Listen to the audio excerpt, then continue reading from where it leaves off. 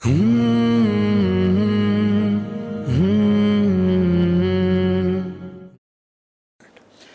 Day to all. मेरा नाम मजहर हुसैन है। मैं कोवा पीस नेटवर्क का एग्जीक्यूटिव डायरेक्टर हूँ और मेरे साथ के वेंकटेश्वरलू साहब हैं जो हिंदू न्यूज़पेपर के द हिंदू न्यूज़पेपर के फॉर्मर रेसिडेंट एडिटर हैं। आज हम जो है ये राइट्स जो हैदराबाद में हुआ करते थे उसके बारे में और लोग राइट्स कैसा रोक सकते हैं उसके बारे में हम बात करेंगे। हाँ, हैदराबाद का एक लॉन्ग हिस्ट्री था मजहर साहब, जो गंगा जमनी तहजीब से कहला जाता था और इसका मिसाल दिया जाता था पूरे भारत देश में। तो लेकिन जब आप 70s पोस्ट इंडिपेंडेंस आते हैं, पोस्ट इंडिपेंडेंस एरा को आते हैं, सडनली छोटे छोटे इंसिडेंट्स लेके 70s से शुरू होके 80s और 90s में बहुत पीक पे गया है। लेकिन जब लास्ट 10-12 ईयर्स को जब आते हैं आप, बिल्कुल कम हो गया है। वो आप क्या समझते हैं, इसका रीजंस क्या है? ये जो राइट जो हुआ करते थे, बेसिकली हमको जो है इसके किस तरह से राइट शुरू होते हैं उसके बारे में समझना ज़रूरी है। राइट जो है मोस्टली पॉलिटिकल उसका जो है रीज़न रहता है। पॉलिटिकल वेस्टेड इंटरेस्ट ये स्टार्ट करते जाके जो है कहीं एक दो जगह जो है स्टैबिंग कर देंगे, कहीं घर जला देंगे, कहीं पत्थर मार देंगे। तो एक एरिया में जब होता तो आस पड़ोस के जो एरियाज़ रहते हैं, मोहल्ले रहते हैं, जैसे कोई अगर समझिए ये हिंदू एरिया में अगर से हुआ ये चीज़, तो बाजू के जो मुस्लिम एरियाज़ के लोग हैं वो लोग बोलते कि भाई ये हमारे लोगों के ऊपर जो है ये अटैक हुआ है, और तो उसके लिए वो जो है बदले की आग में वो वहाँ पे जो हिंदू कम्युनिटी के लोग रहते हैं उन पे अटैक शुरू करते हैं। या और ये जो है ये बाजू महलों में जब फैलते जाता है तो सारे शहर में जो है ये आग फैलने का चांस होता है। अब इसमें जो है ये ऐसे ऐसे महल्ला जो है फैलता है। तो हमारा अपना जो स्टडी है, अंडरस्टैंडिंग है, ये है कि राइट शुरू होता है पॉलिटिकल पार्टीज़ की तरफ से, मगर इसको जो स्प्रेड होता है वो कॉमन आदमी, आम आदमी उसमें इन्वॉल्व हो जाता है बदले की आग में और उससे फैलता है। अगर कॉमन आदमी अगर से इन्वॉल्व नहीं हुआ तो राइट फैल नहीं सकता। हाँ, तो उसके लिए मैं सुना कोवा एक अच्छा सा प्रोग्राम लिया 42 लोकेलिटीज़ में इसको प्रिवेंट करने के लिए। अब ये पॉलिटिकल मोटिव है, वेस्टेड इंटरेस्ट है, एक 80s में रियल एस्टेट का भी उसमें रोल था, वो तो छोड़ दीजिए। लेकिन मैं सुना कोवा एक अच्छा एक कॉन्क्रीट प्रोग्राम लिया है इसको प्रिवेंट करने के लिए, उसका कुछ बोलिए आप। तो अब हम ये जब ये रियलाइज़ करें, हम जब अर्ली 90s से हम काम जब शुरू किए वहाँ पे जाके एरियाज़ में, अफेक्टेड एरियाज़ में, तो हम ये रियलाइज़ करें कि सारे शहर में जो है ये दंगे वगैरह नहीं होते। 42 सेंसिटिव लोकेलिटीज़ हम आइडेंटिफाई करें और वो 42 सेंसिटिव लोकेलिटीज़ में जाके लगातार काम किए।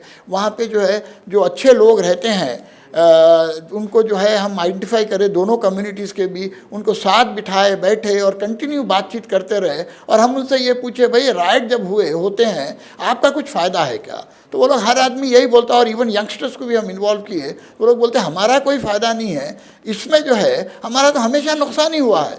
तो फिर हम बोले आप क्यों जो है ये होने देते राइट? तो बोले कि हम क्या कर सकते, बाहर से लोग आके जो है ये दंगे करते हैं।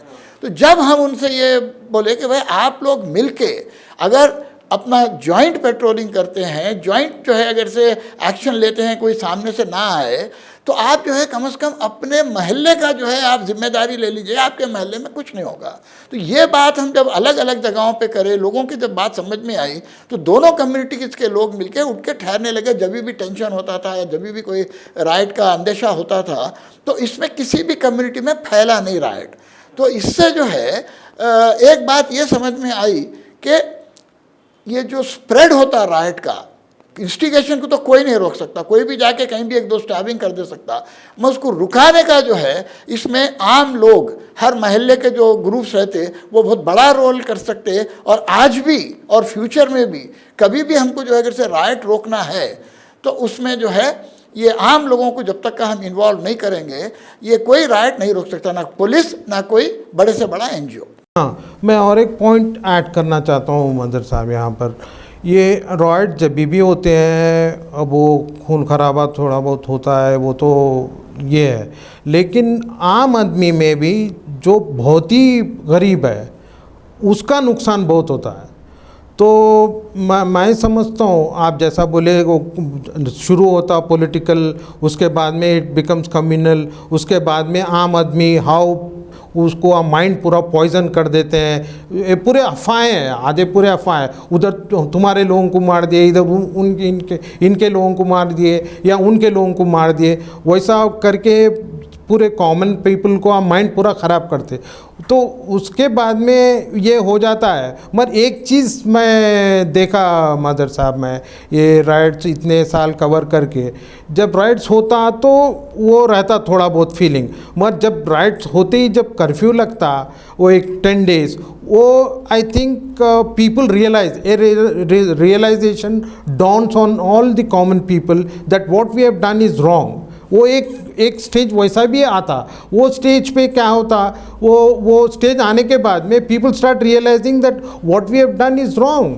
तो ये हिंदूज़ में भी रियलाइजेशन आता, मुस्लिम्स में भी, वो होने के बाद में वो रियलाइजेशन से ही मैं समझता हूँ ज़रा राइट सबसाइड हो जाता है। तब ये बिल्कुल सही है। दो चीज़ें मैं आपके उसमें रिस्पॉन्ड करना चाहूँगा। सबसे पहली बात तो ये है कि जो भी राइट हुए हैं, हैदराबाद में नहीं, पूरे हिंदुस्तान भर में हर जगह, वहाँ पे गरीब आदमी मारा जाता। वो हिंदू मुसलमान बाद में रहता है, सबसे पहले तो गरीब रहता है।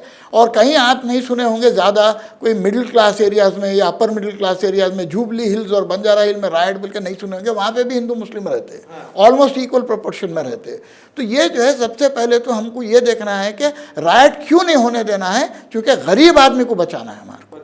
उसके बाद दूसरी चीज़ जो है, आप जो ये रियलाइजेशन की बात करें, बहुत सही है। कई बरसों तक का हम देखते थे कि लोगों को राइट होने के बाद जब जो है उनके घर वर जल जाते हैं, कुछ लोग मर जाते हैं, पुलिस पकड़ के उनके बच्चों को लेके जाती है, राउडी शीट खोल देती है, उसके बाद लोगों को रियलाइजेशन, कर्फ्यू में खाना नहीं मिलता, बच्चों को दूध नहीं मिलता, बाद में रियलाइजेशन होता। तो कोवा क्या किया इसके ऊपर, जब टेंशन जब होता था वो ज़माने में, तो महसूस होता था कि भाई अब टेंशन हो रहा है, राइट होगा, हम वो पॉइंट पे ही जाके जो है लोगों से जो है बात करना शुरू करते थे। आपको कुछ महसूस हो रहा है क्या, राइट होने का है क्या? तो वो बोलते थे हाँ राइट हो सकता है। तो हम बोले फिर क्या आप इसके बारे में क्या कुछ कर सकते हैं क्या, हम क्या कर सकते हैं? तो जब हम उनकी जो ट्रेनिंग दी, ओरिएंटेशन, मोटिवेशन करें, तो वो जो है रियलाइज़ करें कि हम हिंदू मुस्लिम ये बस्ती के मिल के अगर से हम मिल जाएंगे और हम ये प्रिवेंट करेंगे किसी को भी आके राइट करने से, तो वो जो है राइट नहीं होगा। तो ये जो रियलाइजेशन जब लोगों में, हम जो ट्रिक करें हम एक कि राइट होने के बाद लोगों में रियलाइजेशन आने से पहले, हम राइट शुरू होने से पहले ही जो है 15 दिन, महीना पहले जाके उनको जो है मोटिवेट कर देते, तो वो तैयार हो जाते थे और वो जो है राइट होने नहीं देते थे अपने एरियाज़ में। तो हर एक एरिया में जब राइट नहीं प्रिवेंट हुआ तो राइट फैल नहीं सका। इसमें मैं एक पॉइंट ऐड करना चाहता हूँ, आप जो बोले हैं ये राइट्स, फिर again when you look at, when you do an anatomy of the rights, ये नेबरहुड एरियाज़ में सब मिलजुल के रहते हैं। मेरा वो ऑब्जर्वेशन, मैं हुसैनियाला में रहता हूँ, पहले से वहीं पे हूँ, मेरा नेबरहुड में ऐसे जब भी दंगे फसाद हुए, मेरे बाजू वाले सब मिलजुल के रहते। ये जब भी ये दंगा हुआ, फसाद हुआ या राइट हुआ, ये आउटसाइडर आके करके जाते थे। तो इसलिए आप बहुत अच्छी बात बोले आप, how do we prevent it, and COA has done a marvelous job of organizing these people in preventing. इसके बाद में अब ये आउटसाइडर्स को प्रिवेंट करना, in the sense you need to organise the local people. इसमें मेरे ख्याल से और एक पॉइंट है मदर साहब कि why not we organise common religious, bring in rope in religious gathering of both Hindu religious leaders and Muslim religious leader. उनको जो है पहले होने से पहले, राइट होने से पहले भी स्कूल्स में, कॉलेजेस में, बस्तियों में ये फेथ लीडर्स को ले जाके उनसे बात कराते थे कि कैसे जो है ये आप वो नहीं करें, मतलब लड़े झगड़ा नहीं करें रिलीजन के नाम पे, कोई रिलीजन नहीं। तो उसका अपना एक बहुत अच्छा इम्पैक्ट आया था इंटरफेथ फोरम का भी। और एक चीज़ अच्छा लगा मदर साहब, ये अब कोआ भी करा और ऑर्गेनाइजेशन कोआ बहुत बेहतरीन तरीके से करा। जो राइट्स के दौरान हिंदू बहुत सारे एग्जाम्पल्स हैं जो मुस्लिम जाके हिंदूज को सेव करे और हिंदूज जाके मुस्लिम्स को सेव करे, वैसे लोगों को आप रिकग्नाइज करें और सेवियर्स ऑफ हैदराबाद बोल के, वो बहुत अच्छा। Can you please elaborate on that? ये जो बहुत अच्छा पॉइंट आप उठाए वल्लू भाई, इसमें जो है हम 1991 में जब ये जो हो रहा था, बहुत भयानक फसादात हुए थे, तो उसमें पॉजिटिव न्यूज़ तो बहुत कम आ रही थी, मगर हमारे सामने कुछ ऐसे भी न्यूज़ आए थे जो लोग जो है दो कम्युनिटीज़ के भी लोग जो है एक दूसरे को बचाए थे। तो हम जब एक forum for voluntary action and relief बोल के था, कोवा भी जब फॉर्म में नहीं आया था, तो जब जो है हम ये लोगों को आइडेंटिफाई करके उनका जो है मीडिया में दिए, तो मीडिया जो है बहुत कवर किया, टेलीविज़न भी जब नया नया था इन पे इंटरव्यूज़ आए, और ये कॉमन लोग थे, क्लास 4 एम्प्लॉयज़ थे, ऑटो ड्राइवर थे, हाउसवाइफ थे, और फिर हम जो है उनका जो है इनके साथ गवर्नर के साथ उनका जो है राजभवन पे टी का प्रोग्राम था, चीफ मिनिस्टर मिले और बड़ा सम्मान प्रोग्राम करे। तो उससे ये हुआ कि ये लोग जो बचाए थे दूसरे कम्युनिटी के लोगों को, इनको उनके कम्युनिटी के लोग उनको बुरा भला कह रहे थे, उनके ऊपर अटैक करने भी आए थे, तो वो लोग अपने कम्युनिटी में विलन के जैसा देखा जा रहा था उनको। मगर ये जब हुआ, उनको इतना मीडिया में उनको जब ये मिली, शोहरत मिली और वाहवाही मिली, तो सडनली ओवरनाइट ये लोग हीरो बन गए। तो हमारे को ये महसूस हुआ इसमें कि ये जो मारना काटना जो एक वैल्यू बन गई थी, प्रिविलेज हो गया था, और बचाना जो है गलत था काम समझ रहे थे, इसकी वजह से सेवियर्स की प्रोग्राम की वजह से रिवर्स हो गया, और बचाना जो है एक वैल्यू बन गई सोसाइटी में। और उसके बाद से जो भी राइट होते थे, कई लोग सामने आके दूसरों को बचाते थे, और राइट कम होने का जो one of the reasons Hyderabad में है वो यही है कि saving had become a value in society. तो अब ये जो है, ये जो दंगे फसाद जो होते थे हैदराबाद में, जो बस्तियों में होते थे, और लोग आपस में जो है लड़ा देते थे लोगों को, ये जो है काफ़ी 10 साल से तो नहीं हुए हैं, 10-12 साल से, और मगर हम ये रूल आउट नहीं कर सकते कि फ्यूचर में नहीं होंगे। तो इसके लिए हमको जो है इसके बारे में भी हमारे को जो है सतर्क रहना है, और बस्ती बस्ती में जो भी सेंसिटिव एरियाज़ हैं उनको आइडेंटिफाई करके वहाँ पे कॉमन ग्रुप्स बना के ये इंश्योर करना कि बस्तियों में कुछ ना हो। मगर आज के तारीख में एक बहुत बड़ा चैलेंज आ गया है, और वो चैलेंज है सोशल मीडिया का। आज से 20 साल 30 साल पहले सोशल मीडिया बिल्कुल नहीं था, जो भी होता था वर्ड ऑफ माउथ से पब्लिसिटी होती थी, और वर्ड ऑफ माउथ से जहर फैलता था सोसाइटी में। आज ये सोशल मीडिया आ गया, और आप तो मीडिया के हैं, मेन स्ट्रीम मीडिया भी जो है काफ़ी कुछ इसमें जो है ये जहर फैलाने में अपना योगदान, अगर से आप बोल सकते हैं तो योगदान दे रहा है। तो वल्लू भाई, आपका क्या थिंकिंग है इसके बारे में? बहुत अहम बात बोले मजहर साहब आप। नेशनल मीडिया आप देख रहे हैं, आप 3 लेवल्स पे ऑपरेट हो रहा है। अब national media when it come channels जब लेते हैं आप, तो थोड़े चैनल्स तो इतने पूरा हाईजैक कर दिया गया है ये नेशनल टीवी चैनल्स को, एक ही तरफा हो गया है वो। फिर जब न्यूज़पेपर्स की बात होती तो उसमें भी डिवीज़न आ गया है। मैं उसमें कोई डिप्लोमेसी का लैंग्वेज इस्तेमाल नहीं करना चाहता हूँ। Having been in media for so many years, इतने साल तक मैं मीडिया में काम कर चुका हूँ। अब देखें तो बहुत अनफॉर्चुनेट है कि खाली चंद लोग बचे हैं ये नेशनल टीवी चैनल्स में या न्यूज़पेपर में, जो कि करेक्ट बात करते हैं। राइट थिंकिंग पीपल के लिए बहुत कम हो गया मीडिया। ये एक मसला है। अब नेक्स्ट क्या है ये, और बहुत पॉइजनस क्या है ये सोशल मीडिया इतना लागू हो गया मिडिल क्लास है, any class for that matter.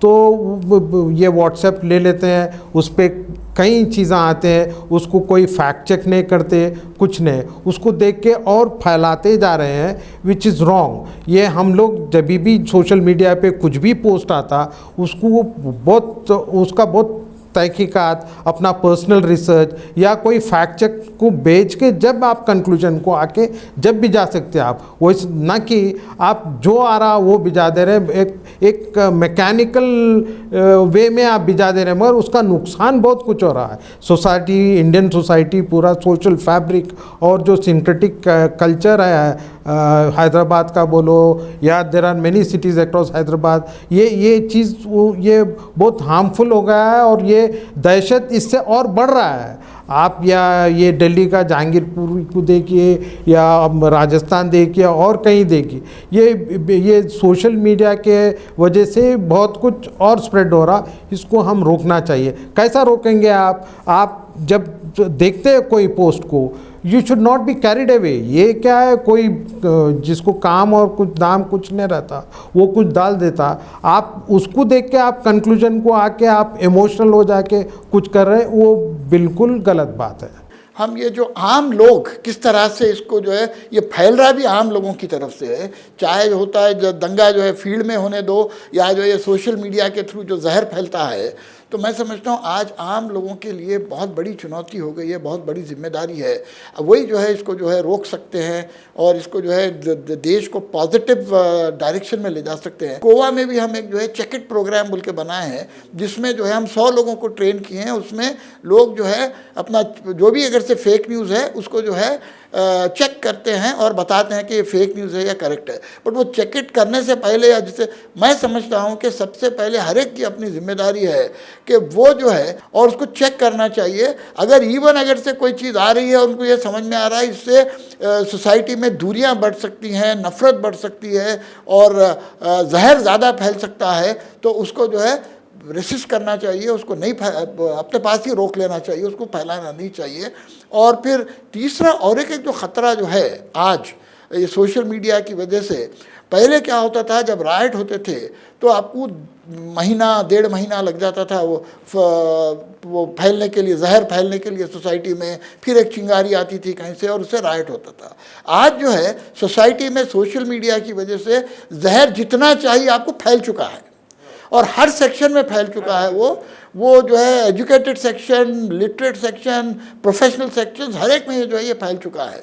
तो जहर अब आपको फैलाने की बहुत ज़्यादा ज़रूरत नहीं है, अब आपको खाली एक स्पार्क चाहिए। और वो स्पार्क जो है, एक फेसबुक पे कोई एक फ़ोटो पड़ जाती है या एक व्हाट्सएप पे कोई मैसेज चले जाता है। ऑलरेडी ये केसेस हैं ऐसे। उड़ीसा में एक फेसबुक पे एक फॉल्स फ़ोटो डाल दिए थे, उसकी वजह से 2 जो है टाउन्स में 8 दिन कर्फ्यू रहा। बाद में मालूम भी हुआ लोगों को कि ये जो है फेक न्यूज़ थी, मगर फिर भी लड़ाई झगड़ा तो चलता रहा। तो इससे जो है नुकसान गरीब लोगों का होता है, आम आदमी का होता है, कम्युनिटी का होता है, सोसाइटी का होता है, देश का होता है। तो मैं समझता हूँ आज जो हमको हर एक कॉमन मैन का स्पेशली और ख़ास करके एजुकेटेड जो सेक्शंस है उनकी बहुत जिम्मेदारी है कि हम हर चीज़ वो करें जिससे जो है जहर कम हो सोसाइटी में, जिससे जो है नफ़रत कम हो और जिससे राइट या जो भी है ये वायलेंस ना हो। क्योंकि अगर से जब तक का हम इसके ऊपर काम नहीं करेंगे, और कर सकते हैं, और हैदराबाद में हम प्रूव करे हैं कि आम लोग राइट रोक सकते हैं, आम लोग नफ़रत रोक सकते हैं। और अगर ये होगा तो देन हम जो है एक इकोनॉमिक डेवलपमेंट भी हमारा होगा। वरना जो है पर बहुत आज as it is we are going through बहुत डिफ़िकल्ट टाइम्स। तो अब आप बोलिए इसके बारे में। ये इकोनॉमिक डेवलपमेंट के बारे में आप बोल रहे हैं, हैदराबाद उसका भी एक मिसाल है। वो भी एक रीज़न है जो कि हम लोग वो राइट्स को पीछे हटा दिए हैं। मिसाल के तौर पर अब जब हाईटेक सिटी आ गया एंड व्हेन जॉब्स, पूरे इतने सारे जॉब्स क्रिएट होते जा रहे हैं, तो अब ये देखा जा रहा है कि ओल्ड सिटी से जब हाईटेक सिटी कहाँ है पता भी नहीं था, अब लोग यूथ स्पेशली यहाँ से वहाँ तक जाके आईटी जॉब्स करके, और जो अच्छी चीज़ हुआ हैदराबाद में डेवलपमेंट के नाम पे जो इंजीनियरिंग कॉलेजेस बने हैं और जो एक्सेसिबिलिटी बढ़ा है एजुकेशन को, तो इंजीनियरिंग कर रहे हैं, उसके बाद में हाईटेक सिटी जाके वहाँ पे बहुत सारे फर्म्स में जॉब्स मिल रहे हैं। This is one indication. आप जब एजुकेशन और एम्प्लॉयमेंट जनरेशन पे फोकस करेंगे कोई भी सिटी में, तो दंगे फसाद बिल्कुल पीछे चले जाते हैं। हमको ये समझना है कि जो पूरे दुनिया में जो इकोनॉमिक डिस्ट्रेस फैल रहा है और ये यूक्रेन रशिया वॉर के बाद और ज़्यादा बढ़ गया है, तो हमारा जो है हमारी सोसाइटी पे भी, कंट्री की भी इकोनॉमी पे इम्पैक्ट आ रहा है। इसका एक ही तरीक़ा है इसके बाहर आने का कि सब मिल के, अगर से हम आपस में लड़ने के बजाय, झगड़ने के बजाय, अगर से हम सब मिल के अपने इकोनॉमिक डेवलपमेंट के लिए काम करते हैं, तो इसमें जो है सबका फ़ायदा है, ख़ास करके गरीब लोगों का, क्योंकि फिर भी अमीर लोग या अपर मिडिल क्लास कैसे भी जी लेगा, मगर आज गरीब का बहुत परेशानी है। और अगर राइट होते हैं या कुछ ये होता है तो सबसे पहले तो वो मर जाएंगे। तो इसलिए मैं समझता हूँ आपकी हमारी सबकी जिम्मेदारी है, और हर शहरी, नॉट ओनली हैदराबाद का बल्कि पूरे इंडिया का, हिंदुस्तान का, ये समझना चाहिए कि हमारी जिम्मेदारी है साथ मिलके हम जो है ये जो इकोनॉमिक डिप्रीवेशन है इसके साथ लड़ें, अनएम्प्लॉयमेंट वगैरह जो चल रहा है इसके खिलाफ लड़ें, ना कि आपस में एक दूसरे से अगर से हम लड़ना शुरू करेंगे, लड़ने लगेंगे और कंटिन्यू करेंगे तो फिर जो है सबकी नुकसान है, सबकी बर्बादी है। सबसे ज़्यादा इसमें जो है सफ़र होगा हमारा देश। Thank you.